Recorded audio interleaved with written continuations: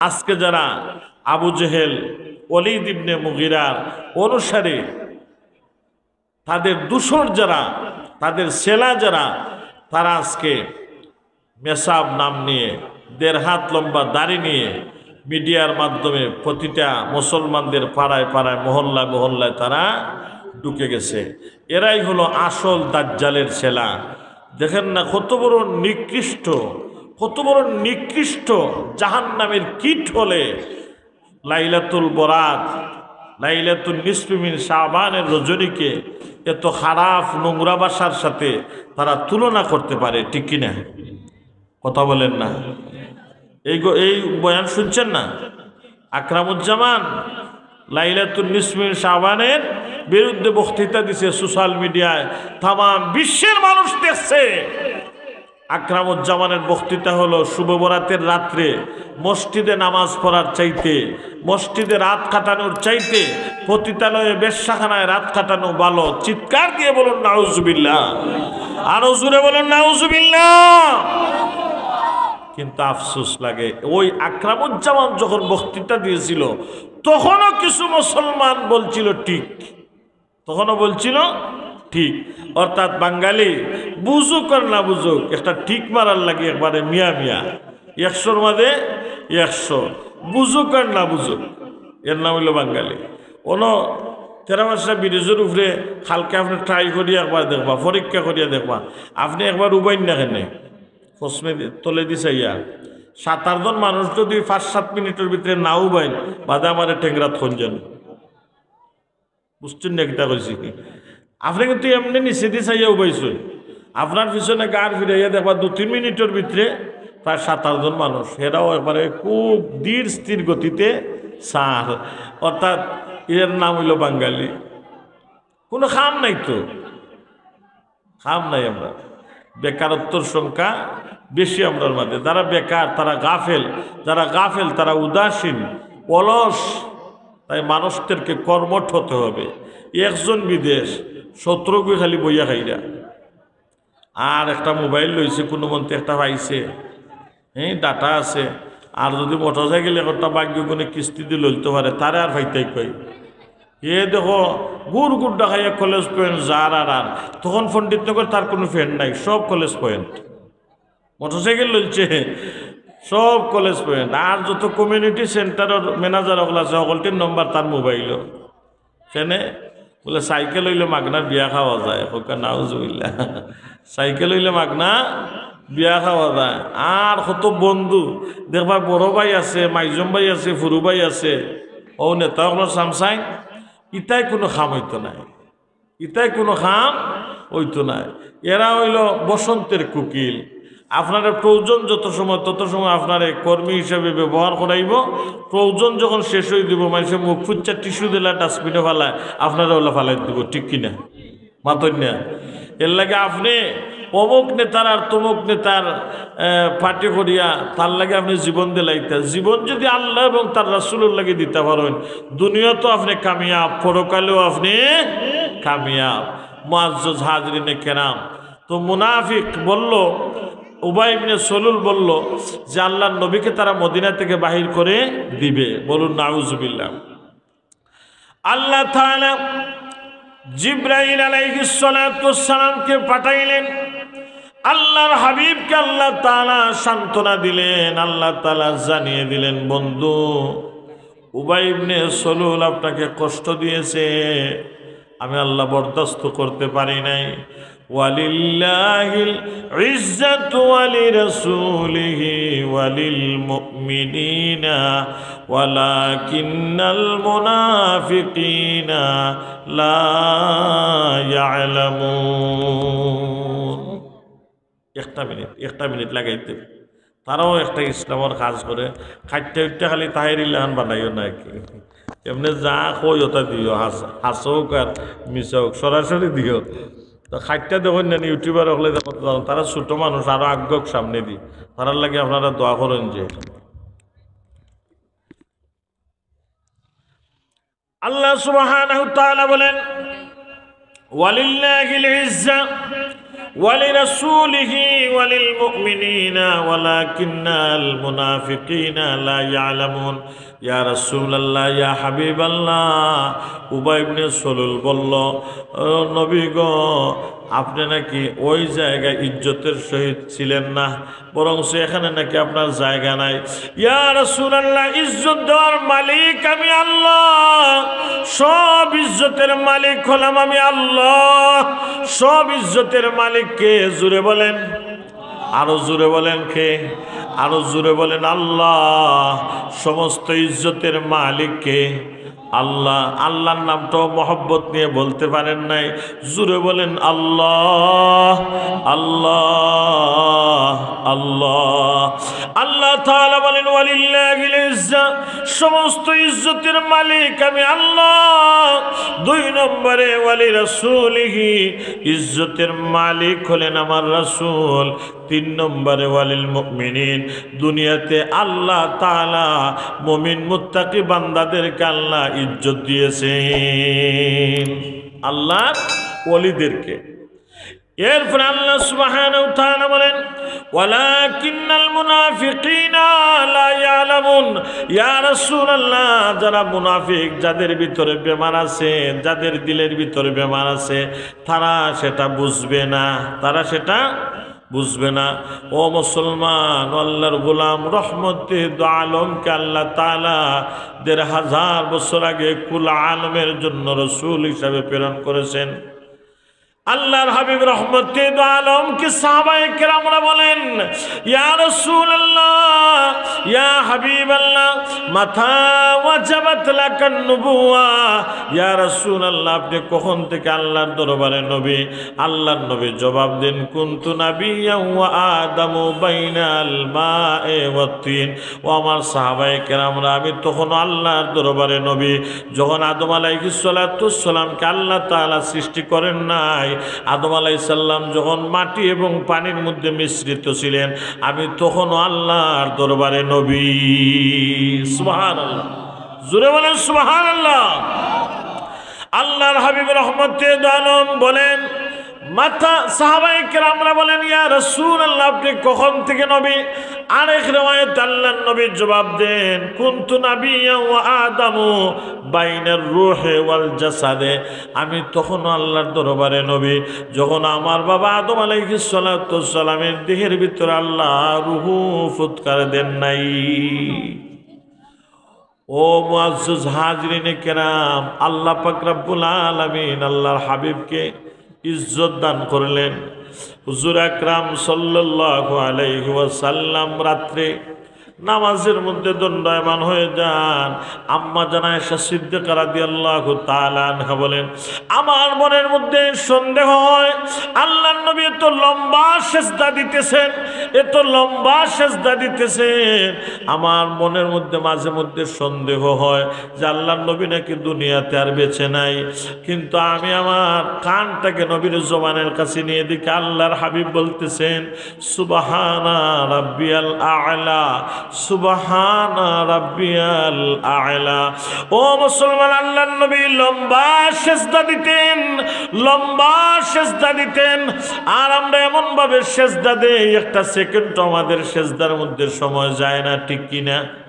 আমাদের সেজদার মধ্যে একটা সেকেন্ডও যায় না।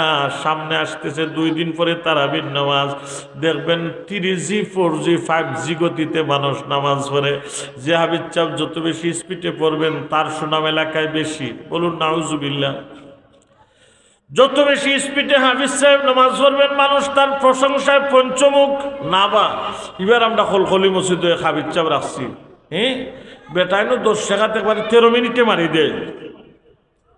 এটা আপনার লাগি শুভ লক্ষণ নয়, আপনার লাগি শুভ লক্ষণ নয়। হাফিজ সাহেব যারা, তাদেরকে বলবেন ধীর স্থির গতিতে আল্লাহর কোরআন পড়ুন, আমরা যাতে শুনি। শুনলে কি হয়, ওয়াইদা কুরিয়াল কুরআনু ফাসতামিউ লাহু ওয়ানসিতু লাআল্লাকুম তুরহামুন।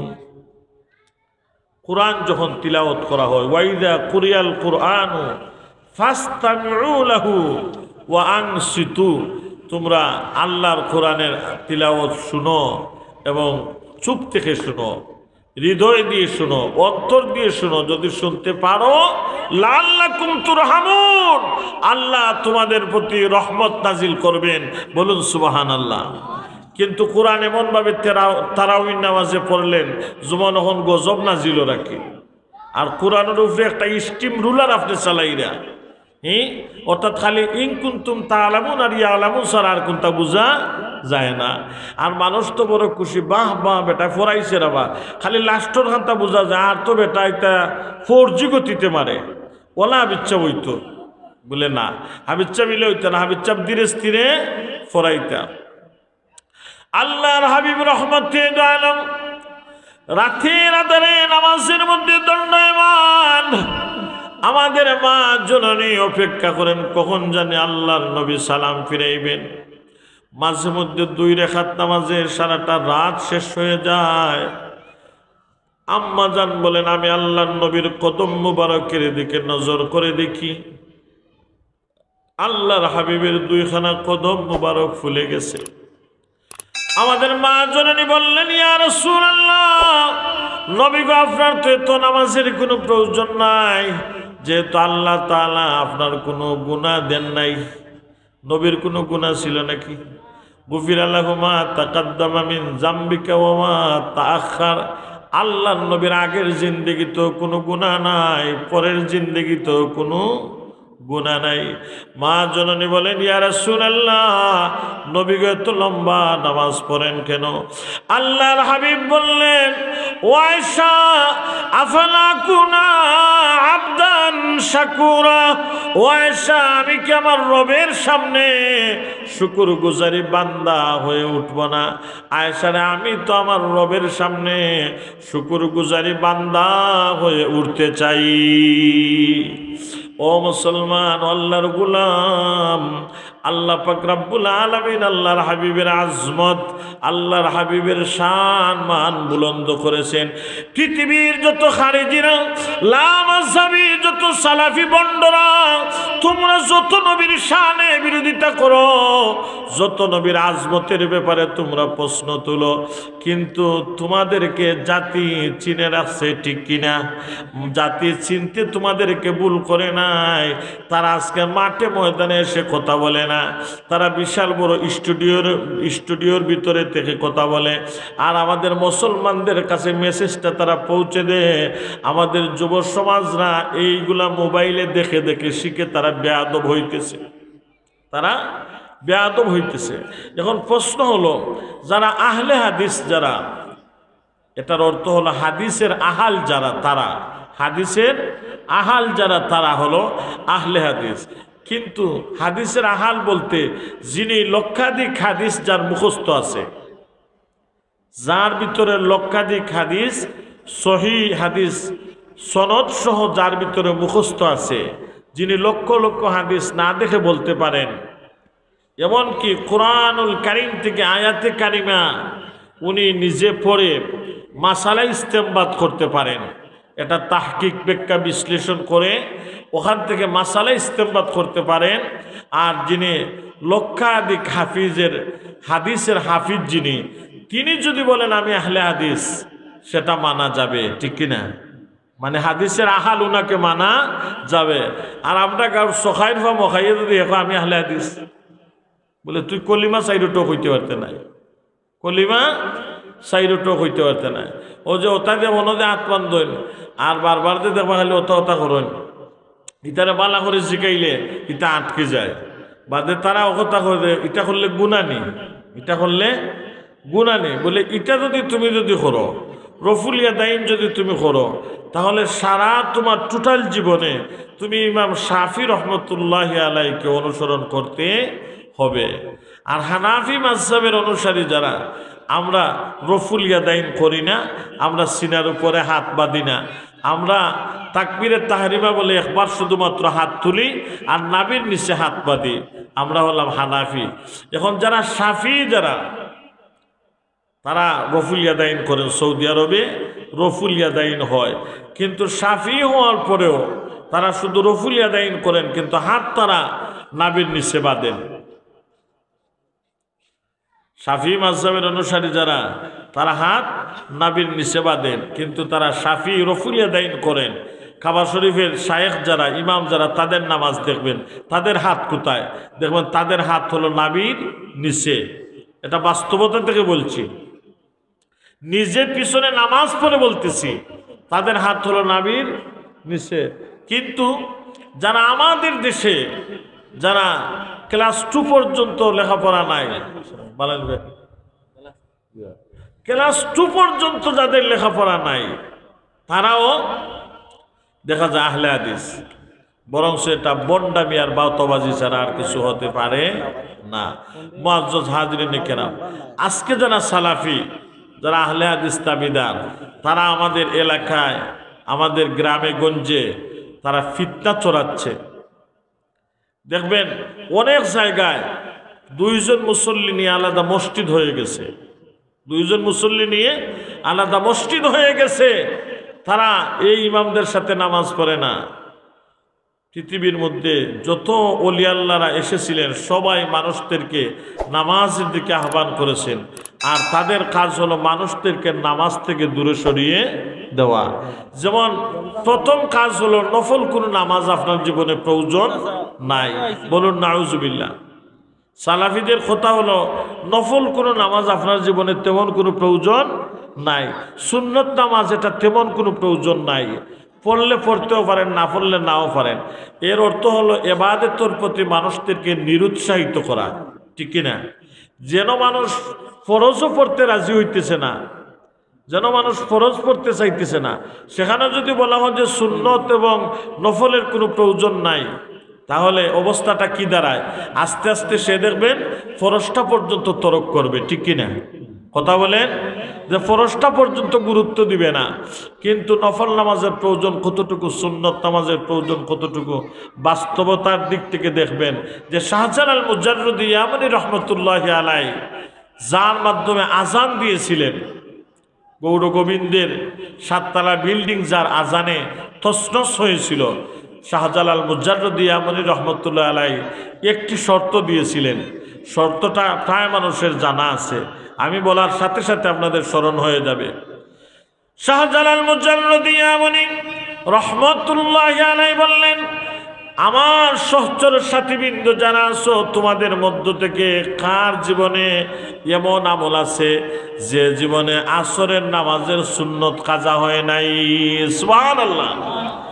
এমন কার আমল আছে যার জীবনে আসরের নামাজের সুন্নত কাজা হয় নাই? সিপাহ সালাহ নাসিরউদ্দিন রহমতুল্লাহি আলাইহি, যিনি আজকে মুরার বন্দের জমিনে শায়িত আছেন, উনি বললেন, সাহাব, আমার জীবনে কোনোদিন আসরের সুন্নত কাজা হয় নাই। উনি সেনাপতি ছিলেন। উনি বললেন, এটা আমার গোপন আমল ছিল, এটা আমার খুসুসি আমল, আজকে এটা আপনি জনসম্মুখে প্রকাশ করে দিলেন। তাহলে বোঝা গেল যে আসরের নামাজের সুন্নত যেটা, এটা যদিও সুন্নতে গায়রে মুআক্কাদা, সুন্নতে জায়েদা, সুন্নতে গায়রে মুআক্কাদা, এই সুন্নত যদি কোনো মানুষ যদি পড়ে না, কিন্তু গুনাহ হবে না, কিন্তু আল্লাহ ওয়ালা দিনদার মুত্তাকি বান্দা যারা, তারা ওই সুন্নতটাকেও জীবনে ছাড়েন নাই, বলুন সুবহানাল্লাহ।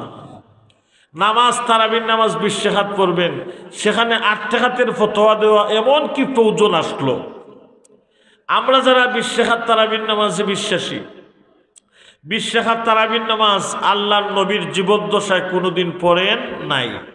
আমরা যেভাবে পড়তেছি এভাবে পড়েন নাই জামাতে।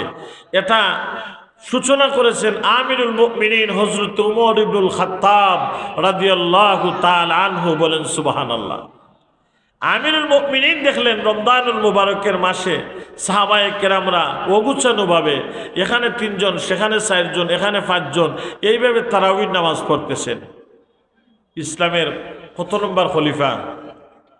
2য় খলিফা। কয় নম্বর খলিফা?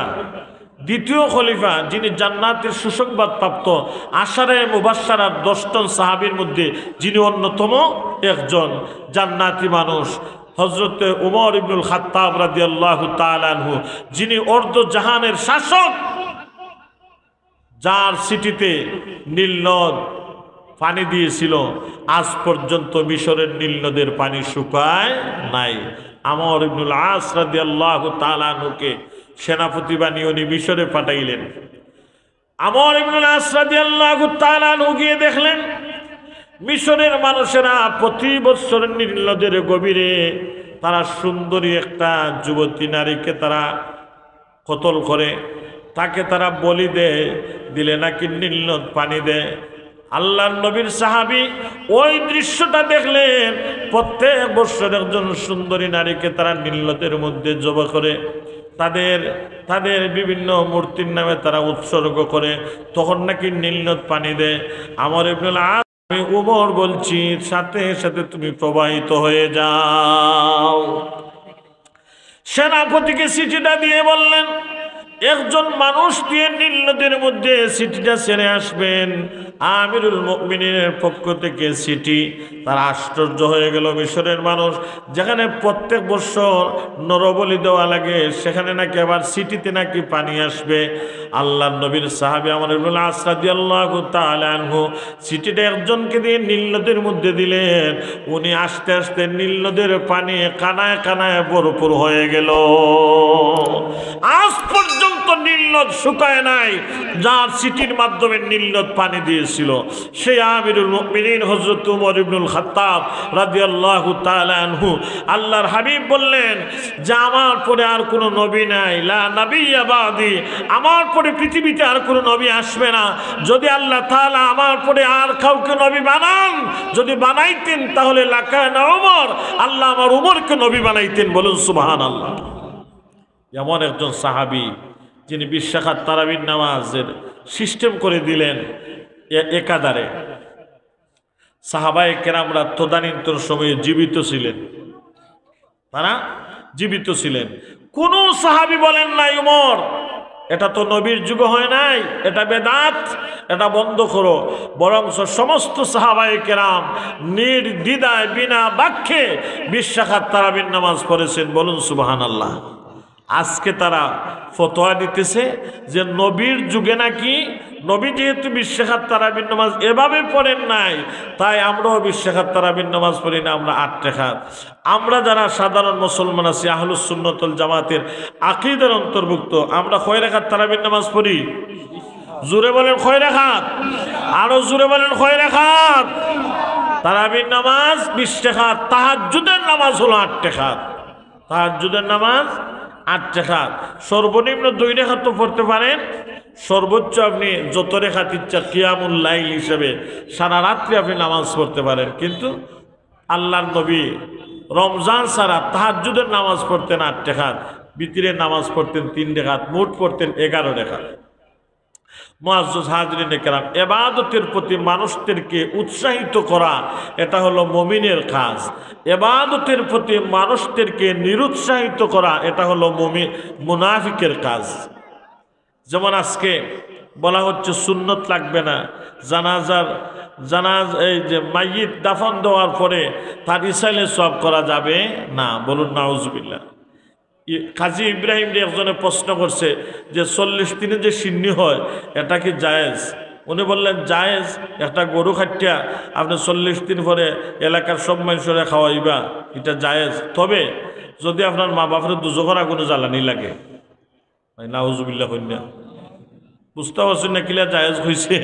যে এটা জায়েজ যদি আপনার মা বাপের যদি দুজোখর আগুনে জ্বালায়, তাহলে একটা গরু খাটিয়া এলাকার মানুষরে খাওয়ায়। ওকে নাউজুবিল্লাহ। একজন কত বড় একটা জাহিল মূর্খ হলে এমন কথা বলতে পারে। মুআজ্জাজ হাজরিনে কেরাম, আউলিয়া কেরাম যারা, তারা মানুষদেরকে ইবাদতের প্রতি উৎসাহিত করেছেন, পথগুলা মানুষদেরকে সঠিক পথের দিশায় নিয়ে এসেছেন, আল্লাহ বুলা মানুষদেরকে আল্লাহওয়ালা বানিয়েছেন। আজকে বাংলার জমিনে যারা মানুষদেরকে আজকে খারিজি বানাচ্ছে, মানুষদেরকে যারা আজকে কাদিয়ানির দিকে দাবিত করতেছে, আজকে বাংলার জমিনে যারা মুসলমানদের মধ্যে বিবাদও সৃষ্টি করতেছে, তারা কি বাংলার ইতিহাস জানে না? এই বাংলার প্রত্যন্ত অঞ্চলে ইসলাম প্রচারের ক্ষেত্রে কোনো নবী রাসূল আল্লাহ তাআলা পাঠান নাই, কোনো নবীরা এই বাংলাদেশে আসেন নাই, কোনো সাহাবায়ে কেরামরা বাংলার জমিনে ইসলাম প্রচার করেন নাই। বাংলার জমিনে ইসলাম এসেছে দুই দিক থেকে, একটা হলো সিলেট থেকে, আর একটা হলো বাংলার সেই সাগরকন্যা যে এলাকা অর্থাৎ চট্টগ্রামের দিক থেকে।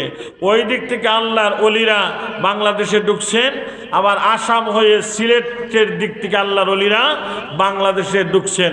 তাই বাংলাদেশের দুইটা আধ্যাত্মিক রাজধানী বলা হয়, একটা হলো সিলেটের জমিন আর একটা হলো চট্টগ্রামের জমিন। বলুন সুবহানাল্লাহ। কেন? আল্লাহর ওলিরা এই প্রত্যন্ত দুই অঞ্চলে অনেক মেহনত করেছেন। আচ্ছা, শাহজালাল মুজাররদ ইয়ামানী রহমতুল্লাহ আলাইহি ছিলেন, উনি একজন আরবি ভাষাবিদ মানুষ। যেহেতু ওনার বাড়ি ছিল ইয়ামনে, ইয়ামনের মানুষের ভাষা কি? আরবি। শাহজালাল মুজাররদ ইয়ামানী রহমতুল্লাহ আলাইহির ভাষা ছিল আরবি। উনি আসলেন সিলেটে, আমরা হলাম বাঙালি। বাঙালির মধ্যে আমরা খাঁটি বাঙালি, অর্থাৎ আমরা যারা সিলেটি, আমরার মাত অনেকে বাংলাদেশও বুঝে না, আমরা আঞ্চলিক মাত যেটা, বরং সেটা ডেঞ্জারাস একটা দাম। আমরা নিজস্ব কিছু বর্ণ আছে, আমরা আঞ্চলিক মাতর কিছু বর্ণ আছে। শাহজালাল মুজাররদ ইয়ামানী রহমতুল্লাহ আলাইহি আরবি ভাষাবিদ মানুষ, আইলা বাংলাদেশও আইয়া একবারে খাঁটি সিলেটি মানুষের ভিতরে। এখন শাহজালাল সাহেবের কথা বাংলাদেশের সিলেটের মানুষে বুঝছে নি, মাতই না আরবি বুঝছেন নি, ওখানে তো আরবি হইলে কথা বুঝছেন না, তাহলে আগের যুগে মানুষ আরবি বুঝছেন নি না। কিন্তু যদিও আরবি বুঝছেন না, কিন্তু আল্লাহর ওলি সুলতান সিলেট শাহজালাল মুজাররদ ইয়ামানী রহমতুল্লাহ আলাইহি, ওনার চেহারার মধ্যে এমন রোশনি ছিল, এমন রৌনক ছিল, এমন আলো ছিল, কারণ ওনার চেহারার মধ্যে মদিনার জ্যোতি ছিল, মদিনার বাতি ছিল। কাফেরেরা ওনাকে দেখা মাত্র ওনার কলবের ভিতরে হেদায়েতের নূর জ্বলে উঠত। বলুন সুবহানাল্লাহ। ওনার চেহারার দিকে তাকালেই আল্লাহ এবং তার রাসূলের কথা স্মরণ হয়ে যাইত, হেদায়েতের নূর ভিতরে জ্বলে উঠত। অনেক মানুষ শাহজালাল মুজাররদ ইয়ামানী রহমতুল্লাহ আলাইহির কাছে মুসলমান হয়েছে শুধু চেহারা আনোয়ার দেখার পরে, কিছু বলা লাগে নাই। আল্লাহর ওলি তারা যাদের মধ্যে ফেরাসত আছে, যাদের মধ্যে ফেরাসত আছে, যেমন তিরমিজি শরীফের হাদিস হযরত আবু সাঈদ আল খুদরি রাদিয়াল্লাহু তাআলা আনহু থেকে বর্ণিত, ওয়া নবী সাঈদ আল খুদরি রাদিয়াল্লাহু তাআলা আনহু قال قال رسول الله صلى الله عليه وسلم اتقوا فراسة المؤمن فإنه ينظر بنور الله। বলুন সুবহানাল্লাহ। আল্লাহর হাবিব বলেন, আবু সাঈদ আল খুদরি রাদিয়াল্লাহু তাআলা আনহু থেকে বর্ণিত, আল্লাহর হাবিব বলেন, ইত্তাকু ফিরাসাতাল মুমিন, তোমরা মুমিন মুত্তাকি বান্দা যারা, তাদের ফেরাসতকে তোমরা ভয় করো। তাদের কি কে ভয় করা লাগবে? ফেরাসতকে। কেন? অর্থাৎ তাদের বদনজর থেকে তোমরা বাঁচো, তাদের অভিশাপ থেকে তোমরা নিজে বাঁচো। আল্লাহর ওলিরা যখন কোনো মানুষের দিকে দৃষ্টি দেন, ফাইন্নাহু ইয়ানজুরু বিনুরিল্লাহ, তাদের সেই দৃষ্টির মধ্যে আল্লাহর কুদরতের নূর থাকে। বলুন সুবহানাল্লাহ। মানুষের চৌকর মাঝে যে সুদৃষ্টি এবং কুদৃষ্টি আছে, এটা আমরা আরো সহজে বুঝি। প্রত্যন্ত অঞ্চলে গেলে দেখা যায় এমন কিছু চাচা আসেন, যদি একবার খালি লাউজারে দি চাইলায় একবারে আগা থেকে জুলিয়া গুড়িতেই আছে না? এটা হলো কুদৃষ্টির প্রভাব। আর যদি কোনো চাচায় যদি কোনো নতুন কোনো গাভীর বাছুরের বাইতে চাই, দেখবা যে বাছুরের উসুর মরিয়া, গায়ের উলুলিনুর ফচ্চা সব শেষ। চাচার চৌকর মাঝে অত শক্তি, অত পাওয়ার, এর লাগে আগর বেটিনতে ফুরুন টাঙ্গাইয়া তুইটা, ফুরুন টাঙ্গাইয়া তুইটা লাউজার উড়িজারের মাঝে। ইটা মাছাশি এগুলোর একটা রেওয়াজ আঁকি, ইটা সঠিক নাই, এটা ঠিক নাই। অর্থাৎ তারা বুঝাইতা কোনো কপাল ফুরায় যদি ইলা নজর দিয়া যদি চায়, তো তার কপালের মাঝে ফুরুন বাড়ি, তার কপালের মাঝে ফুরুন বাড়ি।